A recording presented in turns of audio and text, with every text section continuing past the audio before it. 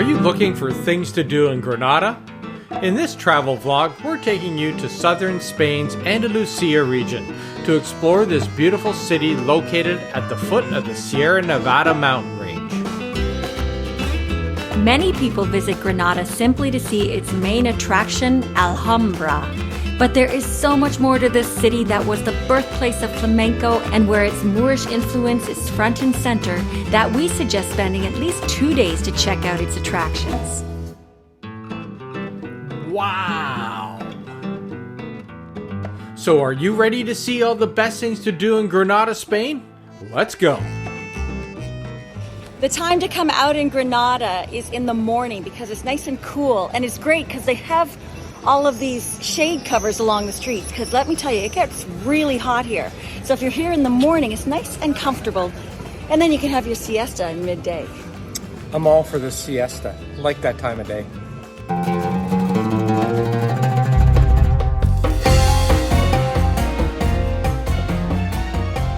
We're heading into Alhambra today. It's supposed to be beautiful.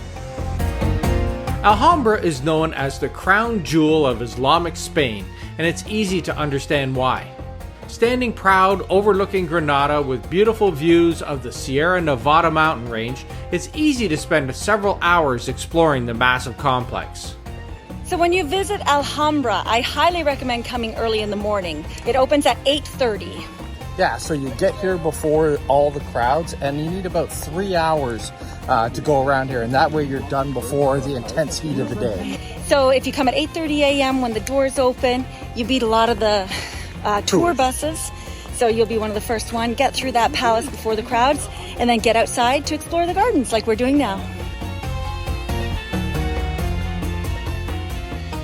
The Alhambra was built in 889, but it wasn't until the 13th century that the Nasrid dynasty transformed it into a fortress and extravagant palace. It is well preserved, and today it is a designated UNESCO World Heritage Site. Welcome to Alhambra. Look at this.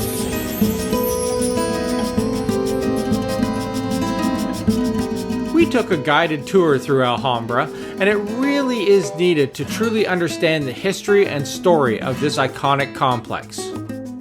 Make sure you book tickets well in advance, as it's a timed entrance, and try to get the earliest entry possible to stay ahead of the crowds. Once inside, you'll marvel at the Moorish-inspired architecture and opulent design. It can get really crowded inside, but photos can be taken if you are patient and a bit creative. So when you visit Alhambra, it's all about avoiding the crowds. So Dave and I try to always go in the opposite direction or stay on the opposite side, because the minute you come out, you're going to have a crowd. But I'm on this other side. I'm here, and everyone's over there. There are 3 areas to visit in Alhambra, and we suggest at least half a day. The Nasrid palaces and court were the palaces of the Sultan and kings of Granada, and are beyond impressive. You'll see the jaw-dropping details of the Islamic art, sculptures, and intricate carvings. Alhambra was a palace, a fortress, and a citadel. The Alcazaba was a military fortification that housed the guards and their families, and is the oldest portion of the Alhambra. And don't miss the Generalife Gardens, which was truly a highlight.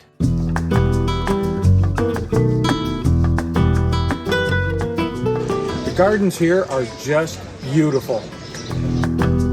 The gardens are a sprawling complex located on Cerro del Sol, or Hill of the Sun.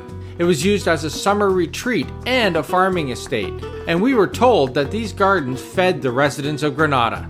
Walking through the gardens is a nice reprieve from the heat, and you come out to outstanding views of the city once you reach the end. If you want to take a break, make your way to the Hotel Parador de Granada, which is on site for lunch or for a drink on the terrace. It makes for a quiet escape, and there is a historic chapel that you can check out as well. If you're looking to splurge, you can actually book a night here for an exclusive experience staying in this chic historic convent that was built atop the old Nasrid Palace. We're at the main square of the Granada Cathedral, and you can do rooftop tours. Let's go. The Granada Cathedral was the first Renaissance church in Spain, and it's definitely worth going inside for a tour. Its roots date back to the 16th century, when Christians retook Granada from the Moors. The original design was to be in the Gothic style. However, when iconic Spanish architect Diego del Ciole took over, he infused his signature Renaissance elements.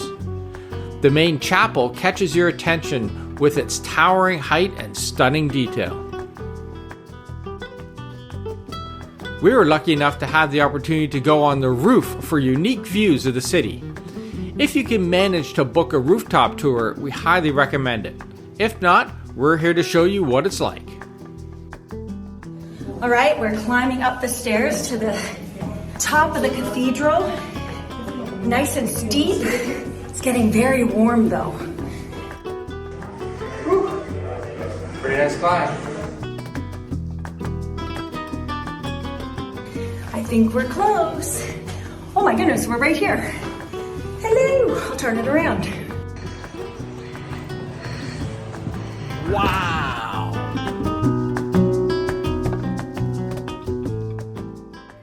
Beautiful, what a view.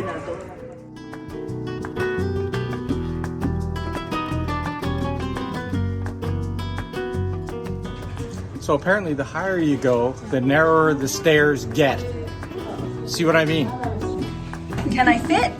We'll see. It's narrow.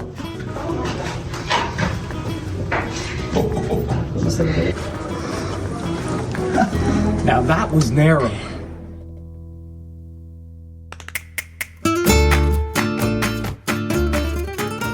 Sometimes our job allows us to get to hard-to-visit places, and while we were at the cathedral, we were under the impression that this is something the general public can do.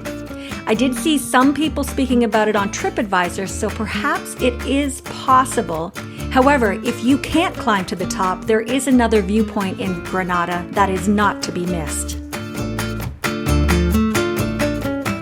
Mirador de San Nicolás is the best view of Granada and Alhambra. Located at the top of the Albaicin neighborhood in the Plaza de San Nicolás, this is the place to go for sunset. It is a lively square with street performers, restaurants, and shops, making it the perfect end to your walk through the Albaicin neighborhood. So we're here in the Albaicin neighborhood in Granada, and it's a great shopping street. Locals come here and tourists alike. You can get everything here.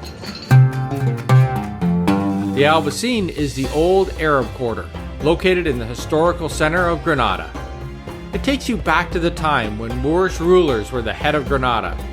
This beautiful district is built on a steep hill filled with winding, narrow streets and whitewashed houses.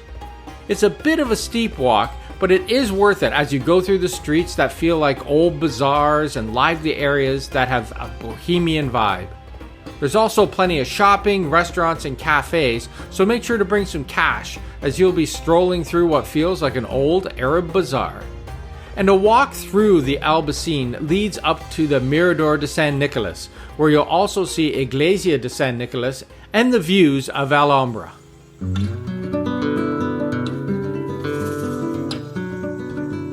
The next stop takes us to the cave houses of Sacromonte, where you'll find many tourist-friendly cave dwellings, restaurants, and shows. We had dinner at Cueva La Roquillo in a traditional cave house, followed by a show performed by the Maya family, who have had their traditions passed down for centuries. Granada is the cradle of flamenco, and no visit to the city would be complete without seeing traditional flamenco dancing.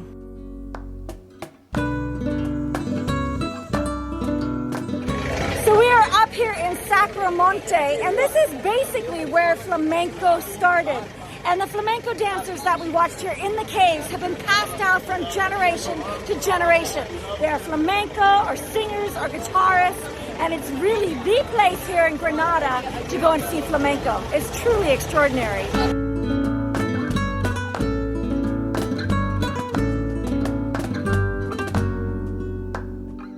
as you do after dinner, it's time for a hammam.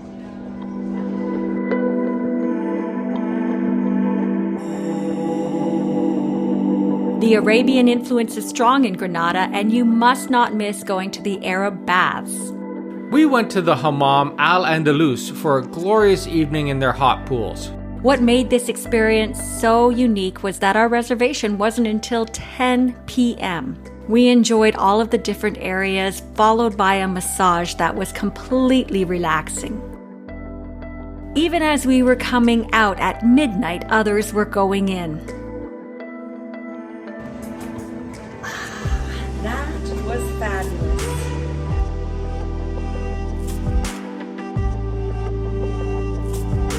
One of my favorite things about Spain is how everyone is just out at night. It's 10 o'clock and the streets are busy, people are eating. It's not so hot right now, it's nice and comfortable. I wouldn't even say cool, it's just warm and balmy, and it's a great time to come out in the evening.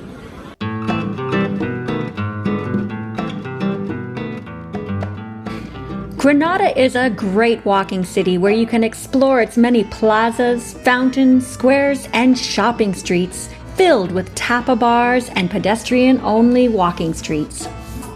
If you don't want to walk to everything, take the hop-on, hop-off tour that lets you stop at many of Granada's top attractions, including Alhambra, the Albaicin neighborhood, or the Mirador de San Nicolás. No matter how you decide to explore Granada, you will love immersing in the Andalusian culture, feasting on tapas, and learning about its Moorish history. So what are you waiting for? Book a trip to Granada now. And these are the best things to do in Granada, Spain. If you enjoyed our video, don't forget to subscribe and click on that bell for notifications because we put up new travel videos each week.